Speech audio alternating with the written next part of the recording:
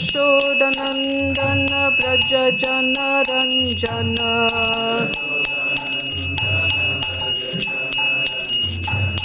Yashodanandana Braja Jana Ranjana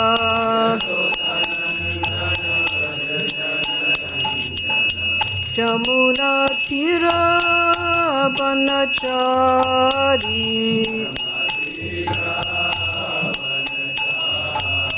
Jamuna Tira Banachari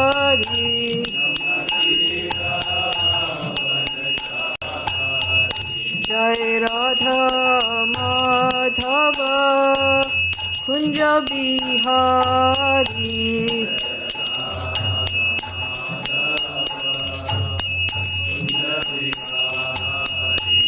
Jai Radha Madhava Kunja Bihari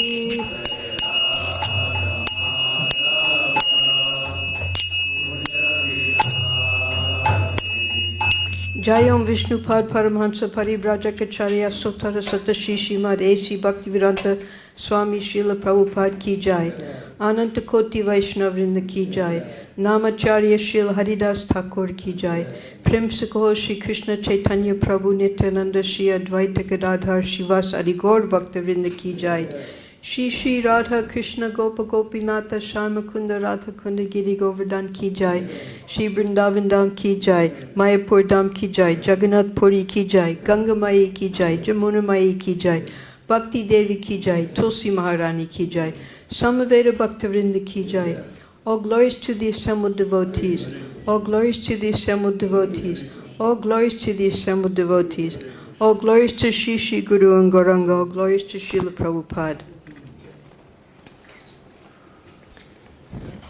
Today we're continuing with the very interesting Srila Prabhupada Lilamrita Volume 2, entitled Planting the Seed, written by His Holiness Satsvarup Das Goswami. Srila Prabhupada, he's at an interim state here. We're at the month of April of 1966.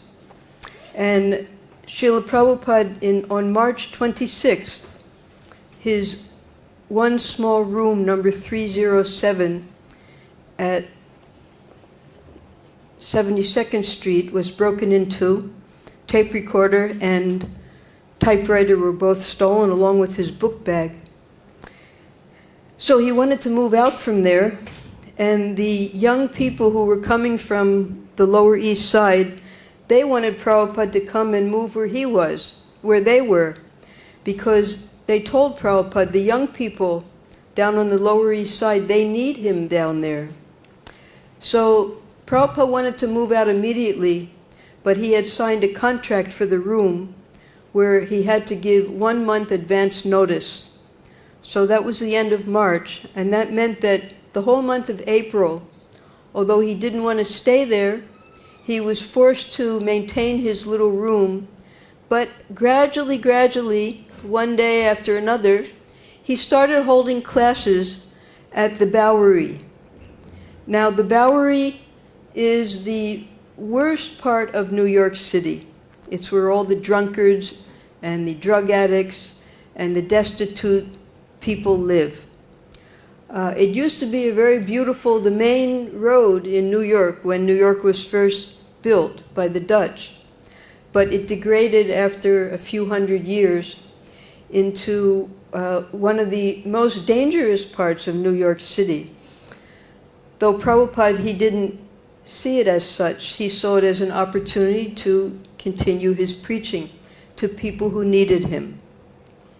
Now, there on the Lower East Side, aside from the foreign immigrants who were coming to stay in New York, those who were trying to escape their countries from Eastern Europe, from China, from Italy, they all had their little ghettos of immigrants in that area. There was Chinatown, there was Little Italy, and so many Jewish and Puerto Rican ghettos. So there was another type of immigration going on in New York at that time, and that was the young people from all over America. They were gravitating to the Lower East Side of New York City as a place to show their non-cooperation with the mainstream American culture. And it was called the counterculture. Later they were called hippies. At this time they weren't yet called hippies. So that was where the young people were congregating, on the Lower East Side of Manhattan. And now Prabhupada, he was on the Upper West Side. So he had to come and go frequently. And sometimes he would stay there in Harvey Cohen's loft apartment, along with the other subtenant. Now, in the book here that Satsrup Maharaj wrote, he calls the tenant David Allen. But in all of Prabhupada's journals, the young boy's name, who was only 17 years old, his name was Paul Murray. So after reading the Lilamrita several times, I realized that sometimes Satsrup Maharaj would change the names of some people. For instance, there was one very belligerent Sadhvi who lived just around the corner from here. And when Prabhupada did the groundbreaking ceremony here for our temple, that night she sent some gundas, and they dug up the Ananta Shesh. So rather than risking the chance of her taking further retaliation against ISKCON, her name was changed in the Prabhupada Lilamrita. So possibly because this young man later displayed violent and destructive behavior towards Srila Prabhupada, whereas Srila Prabhupada had to flee for his life, that may be why there's a change in the name in the book. But in all of Prabhupada's journals, and when Prabhupada talks about the young man, his name was Mr. Paul, or Paul Murray. So now we're at a part, because you see, when Harvey Cohen, which we read about many weeks ago, first met Prabhupada at the Monroe Anand Ashram of Dr. Mishra, he saw Prabhupada as a father figure in his life. He had lost his parents at an early age. And he was very affectionate to Srila Prabhupada, and it was reciprocal. He would attend Prabhupada's programs regularly. And he was also one of those young men who came to live in New York. But because the atmosphere in New York was becoming more and more degraded, he had gotten this because he was an artist, and he had gotten some money from his family. He wanted to try becoming a commercial artist in New York, where he could sell his paintings. And artists need big spaces for their canvases. They have to roll their canvases and nail them and dry the paintings and so many things. So the New York City, they set up, because previously in the Bowery and other places in Lower East Side, there were factories or workshops. And gradually these factories closed down because of industrialization. They didn't need people just working with their hands all the time. They had machines. So they had a lot of empty, huge building spaces, lofts, as big as our Krishna Balaram Prasadam Hall. They were so big. And they decided to rent these out at low cost to the young men, the musicians and the artists who were coming to stay in New York. So is this? Oh, yes. So a lot of them rented in the Bowery. Although it was a very bad section, the rent was $50 a month, which was very cheap. Prabhupada was paying $70 a month. And when he had to rent 26 Second Avenue, that was going to be $100 a month. So it was very cheap. So aside from that, because the young people needed places to congregate and meet each other, there were restaurants set up like cafes. And Harvey Cohen used to go to this one restaurant called The Paradox.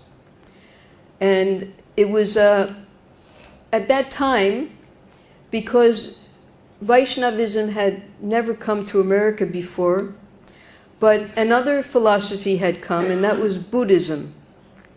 And along with Buddhism, there was Zen Buddhism, there was Tao, there was Confucian. A lot of Chinese and Japanese philosophy had come along with the immigrants. There were very few Indian immigrants at that time because India was considered such a poor country. But the Japanese, the Chinese, they came to America and they brought their philosophies with them. And along with their religious philosophies came their eating habits. And one of them from Japan was called Macrobiotic. So this became a big fad amongst the young people in America. Macrobiotic, it means very, very bland food, because in Japan they eat rice just like we do in India, but they eat brown rice. That means the rice with the brown still on it, not with the husk, but there's a brown coating on it. It's a very heavy rice. And vegetables. And they also eat seafood and other untouchable things. But this macrobiotic diet was becoming very popular amongst the young people. They were trying to be vegetarian and trying to be peaceniks, they didn't want to kill animals, things like that. So this Paradox restaurant was the first macrobiotic restaurant in New York City. So we'll see what Satsrup Maharaj says here. The Paradox at 64th East 7th Street on the Lower East Side was a restaurant dedicated to the philosophy of George Osawa, he was Japanese, and the macrobiotic diet. It was a storefront below street level with small dining tables placed around the candlelit room. The food was inexpensive and well reputed. Tea was served free, as much as you liked. More than just a restaurant, the Paradox was a center for spiritual and cultural interests, a meeting place reminiscent of the cafes of Greenwich Village or Paris in the 1920s. A person could spend the whole day at the Paradox without buying anything, and no one would complain. The crowd at the Paradox was a mystical congregation interested in teachings from the East. When news of the new Swami uptown and Dr. Mishra's reached the Paradox, the word spread quickly. So, of course, the new Swami was Srila Prabhupada. And the person who brought that news was Harvey Cohen. And Harvey Cohen, he would be a regular customer at the Paradox.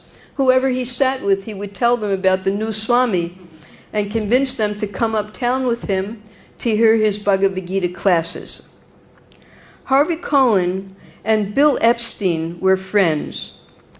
Harvey was a freelance artist, and Bill worked at the Paradox.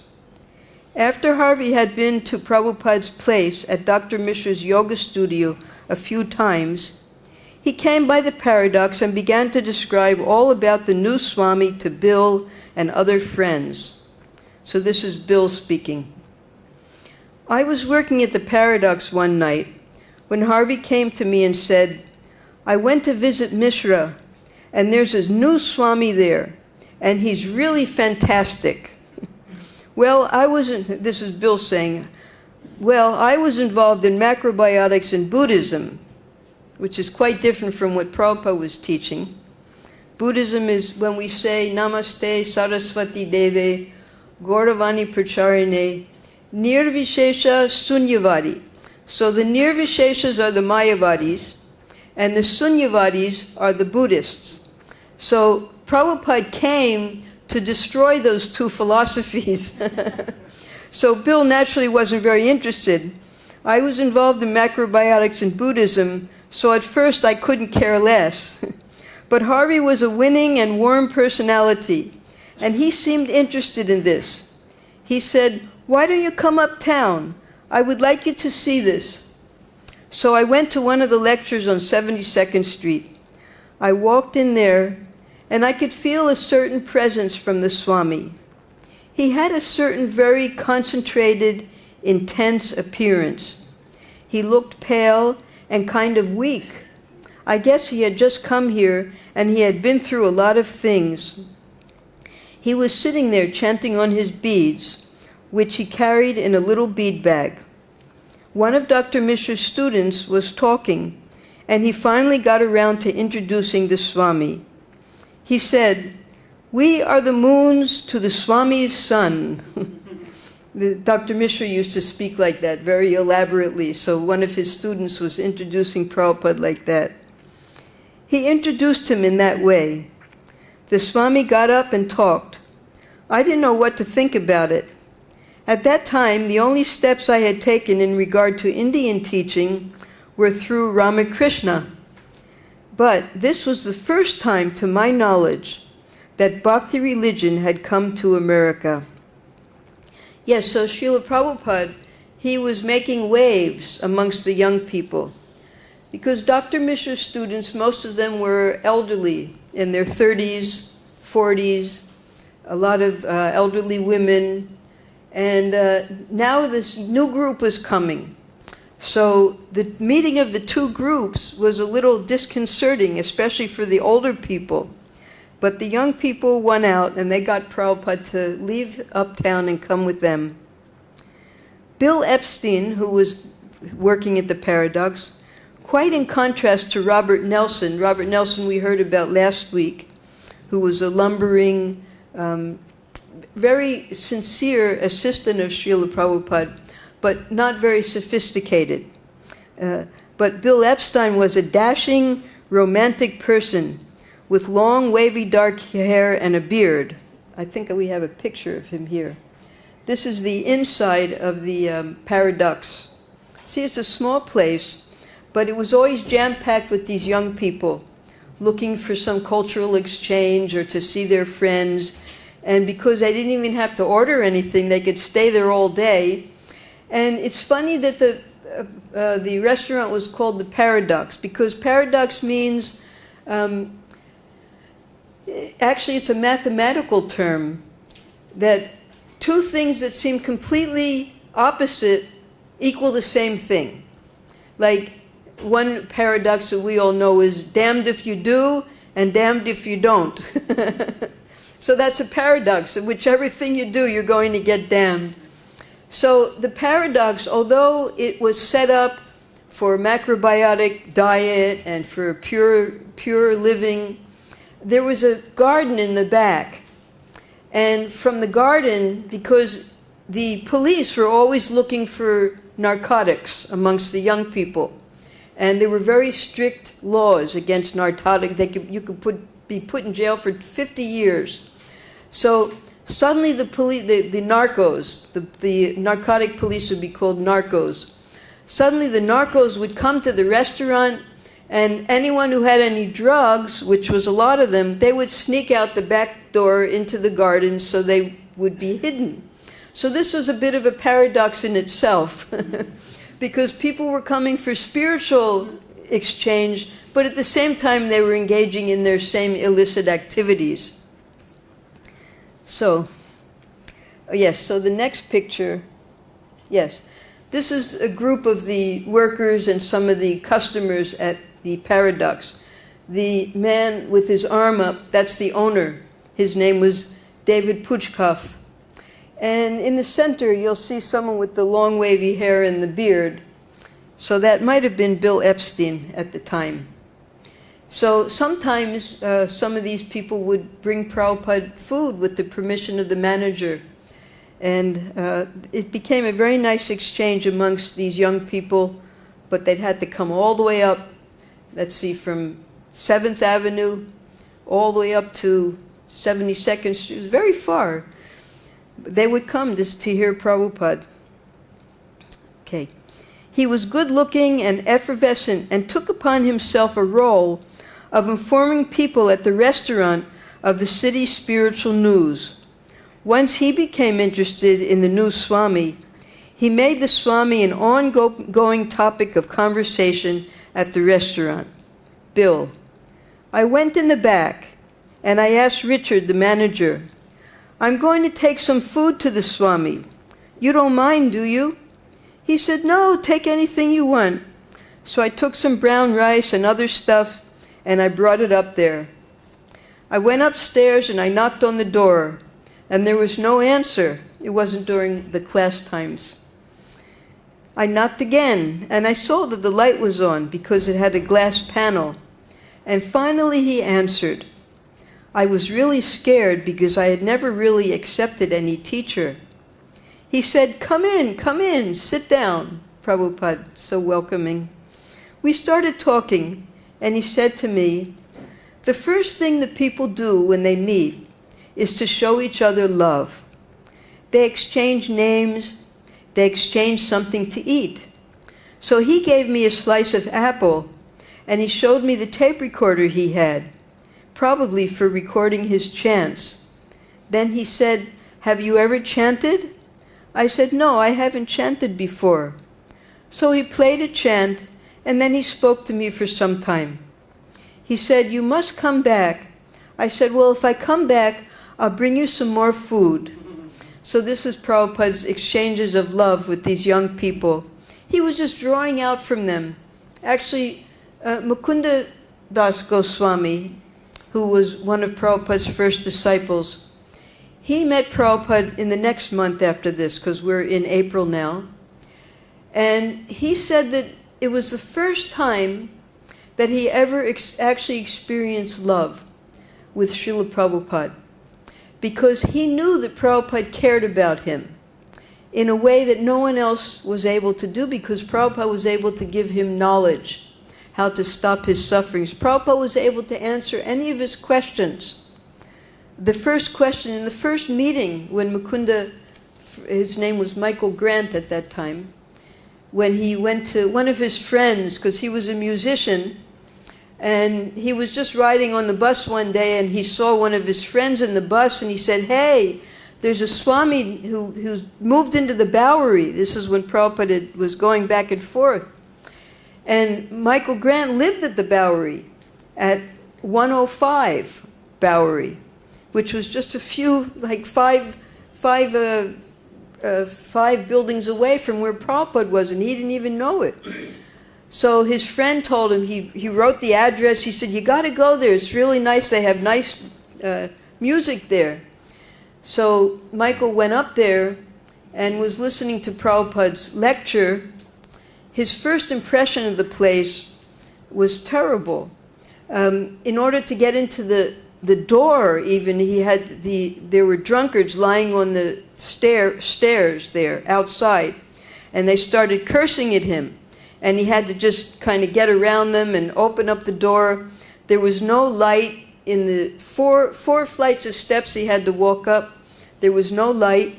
He had to hold on to the wall to get up the stairs. And then when he heard the ching, ching, ching of the kartals, so he knew that he was going in the right direction. It was getting louder. And then finally, the door of Prabhupada's door was open. It was actually so dangerous because these drunkards could have come up also any time.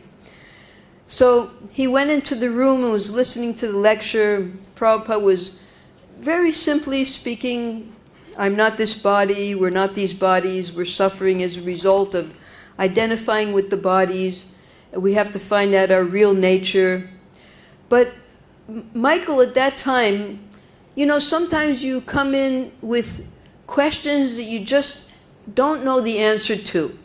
And although you're listening to something, this happens sometimes in all of our Bhagavatam classes, someone will just come up with a question that has nothing to do with the class whatsoever, but it's a question that they really need answered.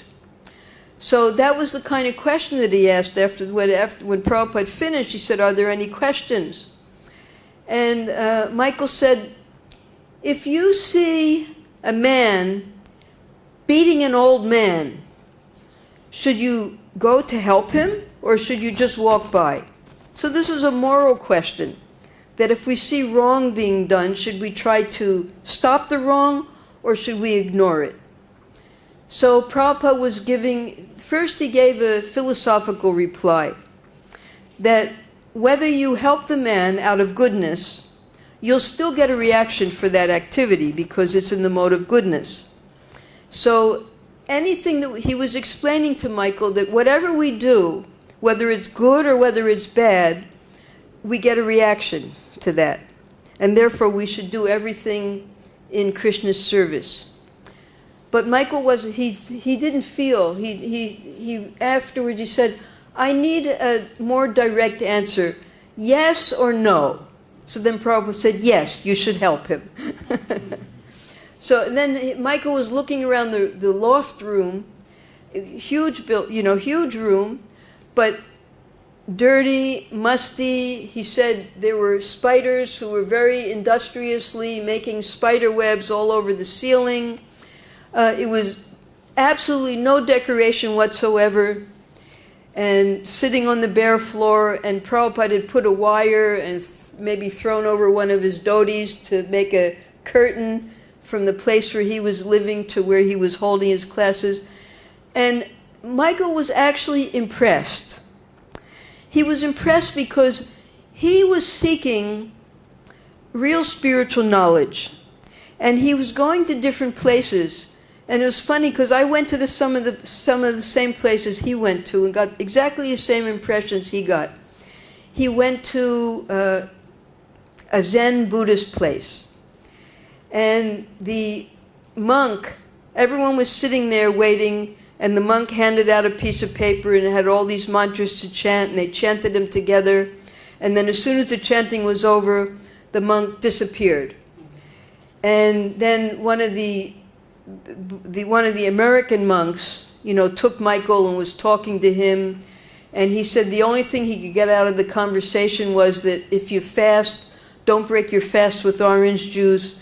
He said he couldn't find anything spiritual in any of the places where he went. He went to a Christian priest. He went to wherever he could find something that he hoped that he would get some spiritual knowledge, he was frustrated. And especially the uptown swamis, like Dr. Mishra, they had very nice, fancy apartments with nice furniture. And Michael felt that it was quite obvious that they were using their congregation to live the American dream, to up their standard of living. And then when he walks into Prabhupada's loft, and there's absolutely nothing except for Prabhupada and the philosophy, and Prabhupada was able to answer his questions, and yes, this is the real thing. This man is genuine. He doesn't have any other motive than to give knowledge to the people who are listening to him. So after the class, Michael was very attracted, so he wanted to ask Prabhupada some more personal questions. And because he was a musician, he had all these questions in his mind. What was he going to ask first? But the first thing he said was, I have a tambura. And Prabhupada said, oh, wonderful, bring it. So Prabhupada, and then he was explaining that I'm a musician, I play piano, and Prabhupada said, oh, I can teach you how to play the piano for Krishna. And Prabhupada was just so encouraging. And then Michael said, there's some people here who would like to learn Sanskrit. And Prabhupada thought about it for a while because, even us, he never encouraged us that you have to become a Sanskrit scholar. He encouraged us you have to become a devotee of Krishna. And the Sanskrit comes along with it. He puts all the Sanskrit in his books. You automatically learn Sanskrit as you read his books. So Prabhupada said, well, I'm already giving 3 classes. Maybe on a Saturday morning I could give a Sanskrit class if you call enough people for me to do it. So Michael said, yes, I'll call my friends and we'll come for your Sanskrit class. So what Prabhupada did was, he took 5 people came for the first Sanskrit class. And he took the first sloka of the Brahma Samhita, Ishvara Parama Krishna Sachidananda Vigraha Anadir Adir Govinda Sarva Karana Karanam. He put that on the board, and Michael said the board looked like he had pulled it out of one of the Bowery trash cans. It was so beat up. Another way, because Prabhupada was just he was poverty-stricken, but he had such an important message. So Prabhupada was teaching them the meaning of each word and having them write in their notebooks the Sanskrit, and then Prabhupada would go around and check their notebooks. And Prabhupada wasn't particularly interested in teaching them Sanskrit, but Michael understood that he was using that to teach them the philosophy through the Sanskrit. So finally, Michael got up the courage to ask Prabhupada, "Why are you here?" And Prabhupada explained that I'm not here for my own. I've been told to come here by my spiritual master with a message. I'm on a mission. And then Michael asked him, "Well, I thought you were a spiritual master." He said, "Well, spiritual master, I'm not a spiritual master. I am just a disciple of my spiritual master." So Prabhupada was so humble. And Michael could see that here's a person who has nothing but the order of his spiritual master. Therefore, he gave up everything. And then Prabhupada told him, "And I have a return ticket to India. I can go back any time, but my mission is not yet complete." So Michael said, "Oh, you have a plane ticket to go back?" He said, No. I came by boat, and I have a boat ticket back." And that must have been so difficult. So Michael saw genuine sincerity and purpose and a person with a mission. And he was genuinely attracted. I think I have a picture.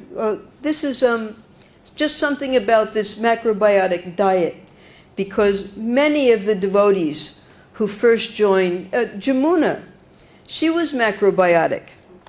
And the first time Prabhupada gave her prasadam, he gave her a gulab jamun. Now, a gulab jamun is made out of maida, sugar, and ghee. And those things are like like our 4 regulative principles in macrobiotics. That's and she tried to hide it because she didn't want to eat it, but Prabhupada made her eat it. And she decided, "I will never come back here again." At that time. Well, she had no choice. She had come for her sister's marriage, so she had to stay and help Prabhupada. And we'll get to that part later. So George Osawa, who died in 1966, was a Japanese author and proponent of alternative medicine, who was the founder of the macrobiotic diet. So this alternative medicine, we know that Lord Buddha appeared here. He's one of the avatars of Sri Krishna, and he tricked the atheists into worshiping him and into becoming nonviolent, stop killing the animals.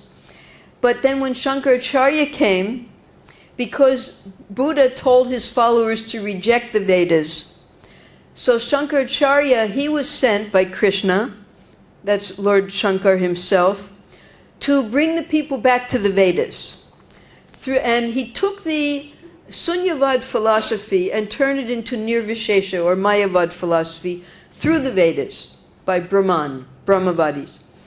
So the Buddhists then had to flee India because Shankaracharya's philosophy had taken over all of India, and they went to Nepal, Tibet, China, Japan, Burma. That's even now, those countries are predominantly Buddhist. Thailand. You go to Thailand, there are beautiful temples of Lord Buddha there, because they worship him as an avatar, although their philosophy is non-Vedic. So that's why the Japanese, they had this alternative medicine, which is just Ayurveda. It's Ayurveda, but according to which countries they were in, they used the herbs that were in their countries. He defined health on the basis of 7 criteria.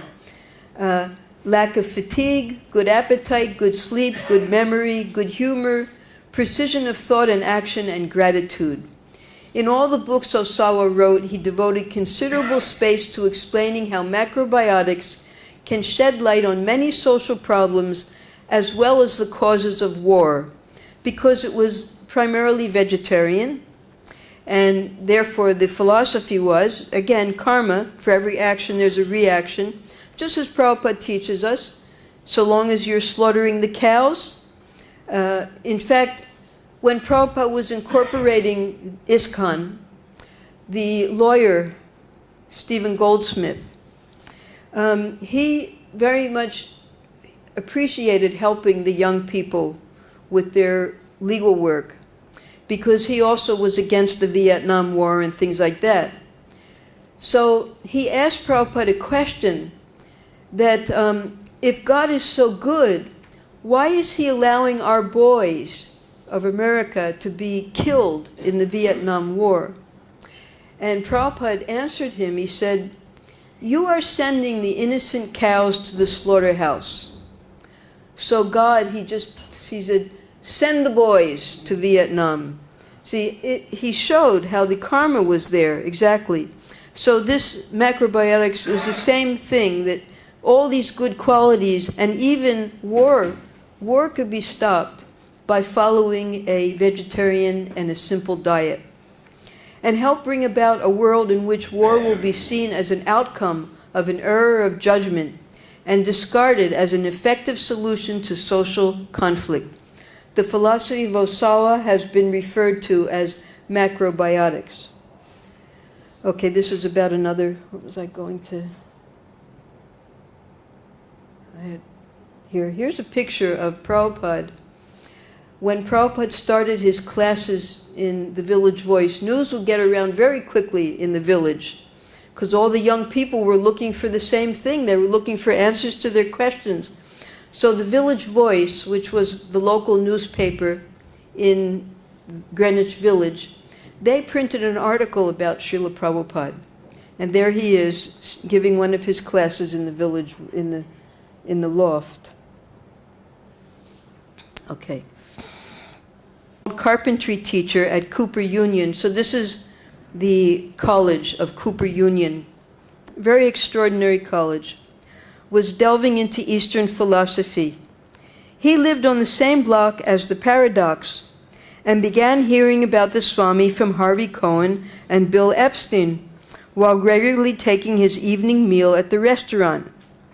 So just a little thing about this, because other devotees came from this same college. The man who established this college had only had 1 year of education because his family was so poor he had to work. But he was able to make money through real estate, I forget what it was. And he set up this college for arts, architecture, engineering, technology. It wasn't an academic college, it was for the arts and technical, like carpentry. And he made it completely free for anyone who wanted to attend the college. He paid their education. So this James Green, he was one of the carpentry teachers there at this college. James, it was really Harvey and Bill who got things going. I remember one evening at Mishra's in which Swamiji was only a presence but did not speak. Mr. Mishra would not let him speak. Mishra's students seemed more into the bodily aspect of yoga. This seemed to be one of Swamiji's complaints. His room on 72nd Street was quite small. He was living in a fairly narrow room with a door on the one end. Swamiji was set himself up along one side, and we were rather closely packed. It may have been no more than 8 feet wide, and it was rather dim. He sat on his thin mattress, and then we sat on the floor. We wouldn't chant. We would just come, and he would lecture. There was no direction other than the lecture on the Bhagavad Gita. I had read a lot of literature, and in my own shy way, I was looking for a master, I think. I have no aggression in me or go-getting quality. I was really just a listener, and this seemed right, hearing the Bhagavad Gita. So I kept coming. It just seemed as if things would grow from there. More and more people began coming. Then it got crowded, and he had to find another place. So that was when Prabhupada started holding his meetings down at the Bowery. The new group from the Paradox was young and hip, in contrast to the older, more conservative uptown people who had been attending Prabhupada's classes. In those days, it was still unusual to see a person with long hair and a beard. And when such people started coming to Swamiji's meeting on the west side, some of the older people were alarmed. As one of them noted, Swami Bhaktivedanta began to pick up another kind of people. He picked them up at the Bowery or some attics. They really looked down upon these young people. And they came with funny hats and gray blankets wrapped around themselves, and they startled me. So these older people who had come from Dr. Mishra's classes, they didn't appreciate, now it was getting crowded in Prabhupada's little room, and they didn't appreciate these young people coming. And the young people, they were going through so much to come up to see Prabhupada. And finally, they just said, come be with us, you know. And they won. They got Prabhupada. David Allen, so this is where the Satsuri Maharaj uses the name David Allen, though Prabhupada calls him Paul Murray.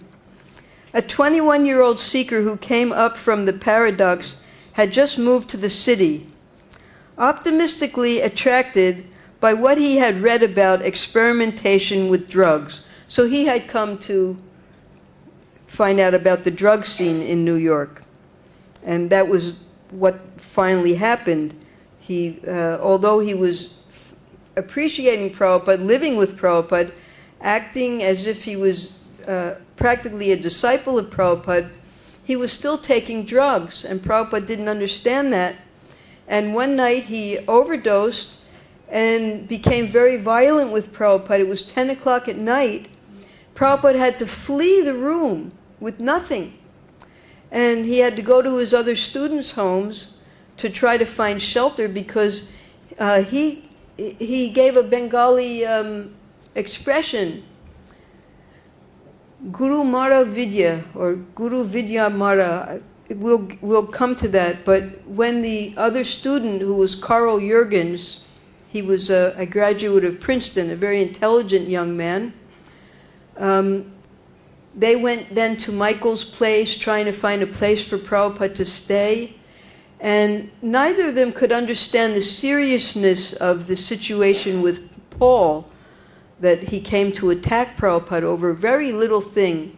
They had a shower, and Paul had dropped the soap in the shower. And Prabhupada asked him, he said, that's very dangerous. We can slip. I'm an old man. Please don't keep the soap on the floor of the shower. And Paul came to attack him and was using very bad language towards him. And that was when Prabhupada had to escape. And Prabhupada said that there's a saying in Bengal that you sit at the feet of your guru and you get knowledge from him, and then you kill him and throw his body away, and you sit on the seat and become guru. So he felt that this was the mentality of this Mr. Paul, that Paul had been living with him. He seemed to be very submissive and very humble and had a nice service attitude.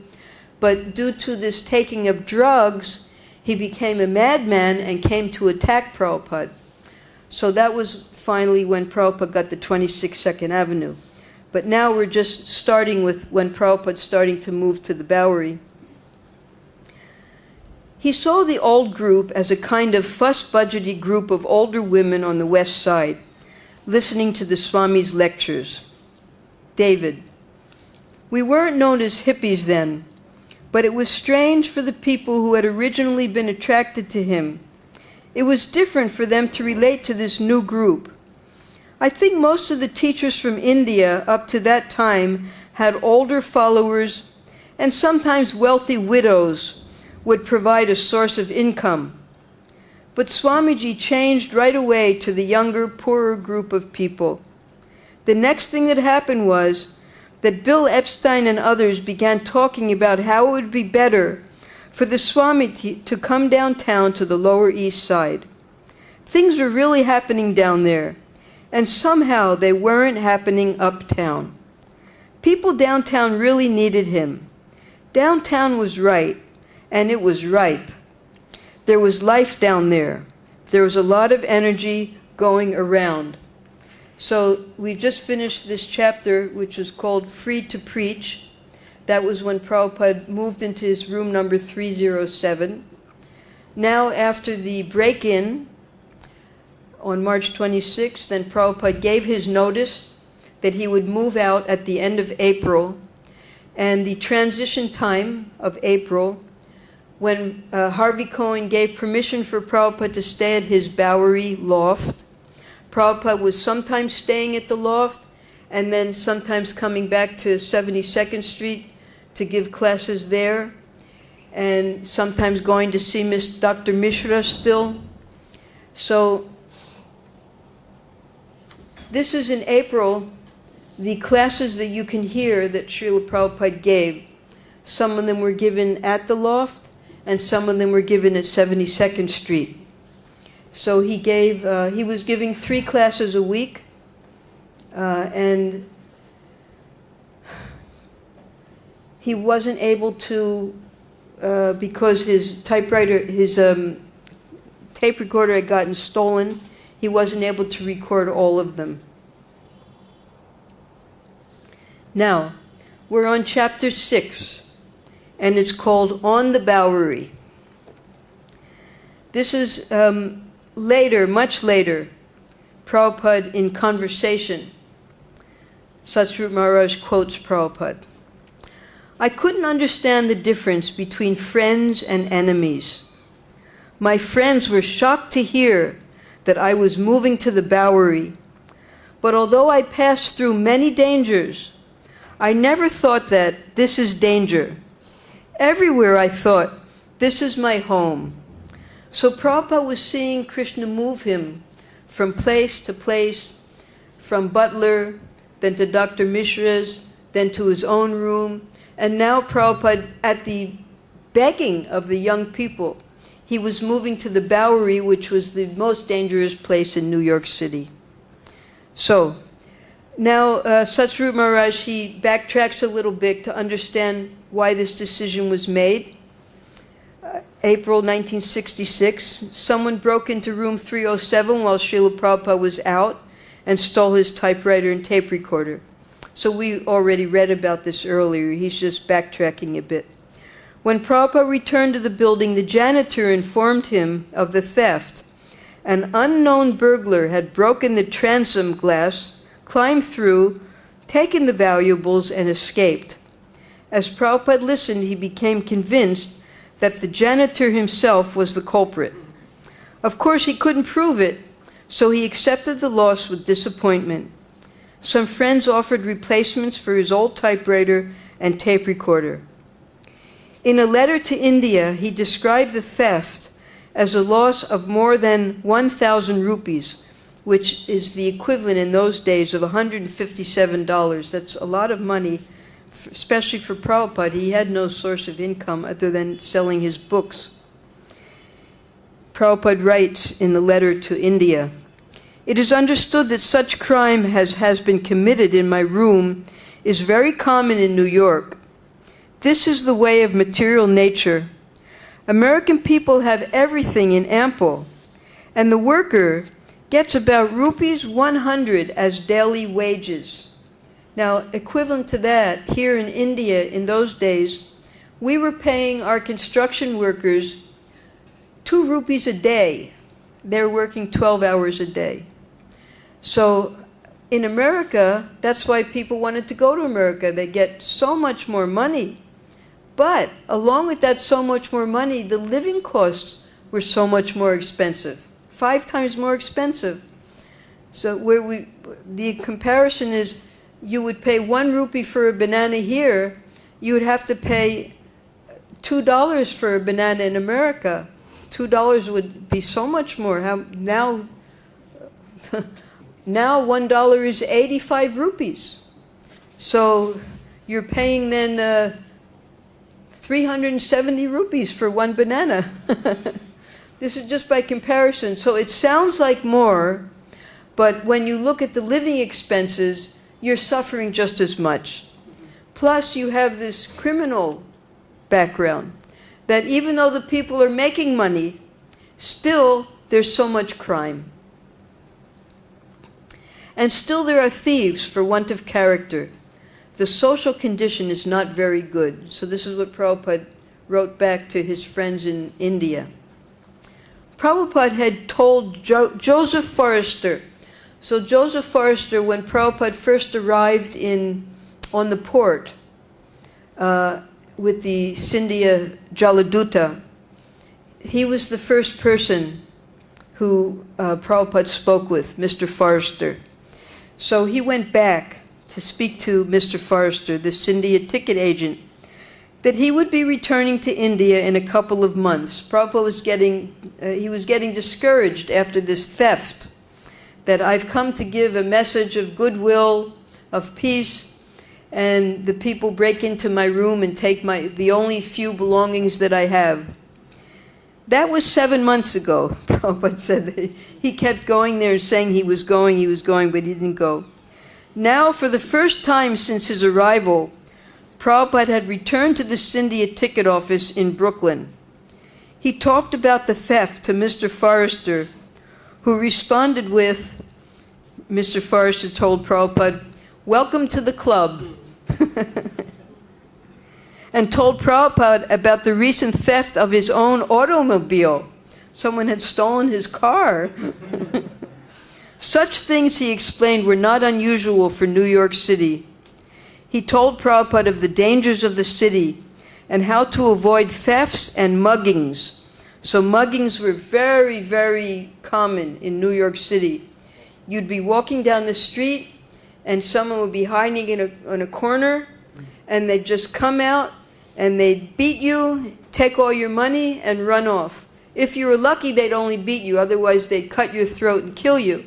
So this is very common in New York City because there were so many drug addicts, there were so many drunkards, and they had no other source of income other than theft.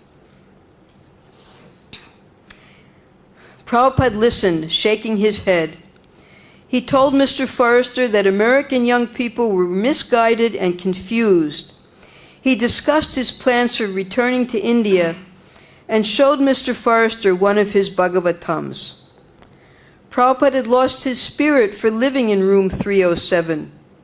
What would prevent the janitor from stealing again? Harvey Cohen and Bill Epstein had advised him to relocate downtown and had assured him of a more interested following among the young people there. It had been an attractive proposal, and he began to reconsider it.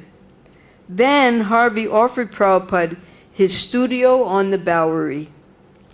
Harvey had been working as a commercial artist for a Madison Avenue advertising firm. Madison Avenue is where they have the big offices in New York City. When a recently acquired inheritance had spurred him to move into a loft on the Bowery to pursue his own career as a painter. But he was becoming disillusioned with New York, so even the young people were becoming disillusioned. A group of acquaintances addicted to heroin had been coming around and taking advantage of his generosity, and his loft had recently been burglarized. So even here's a young man, Harvey Cohen, who had come to New York City with nice dreams. He wanted to be an artist. He now had money from an inheritance. But the young people who were around him took advantage of him. They were heroin addicts. And one of them even burglarized his own place. He decided to leave the city and go to California. But before leaving, he offered his loft to Prabhupada to share with David Allen. David Allen had heard that Harvey Cohen was moving to San Francisco. If he could sublet his AIR, that's Artist in Residence loft.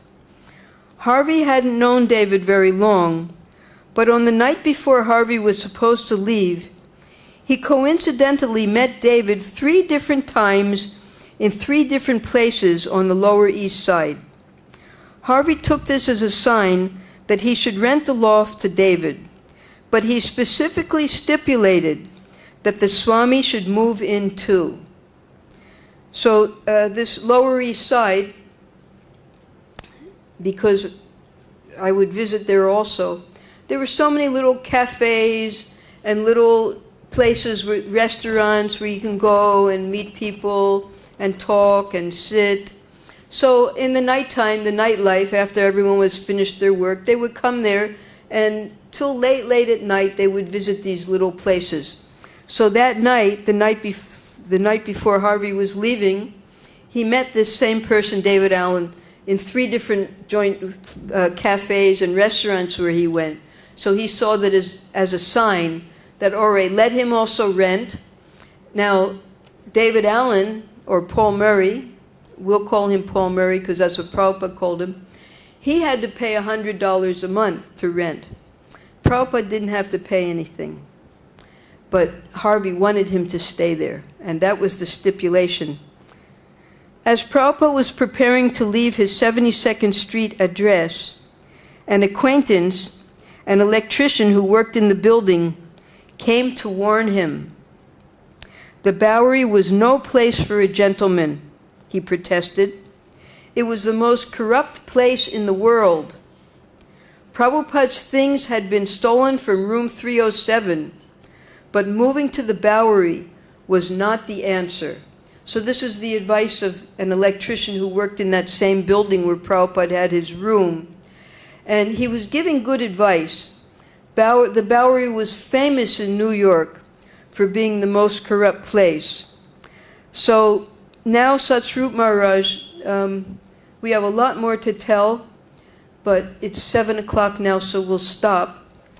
I'll just read one more paragraph, and then the other things that we have here to show will go on next week.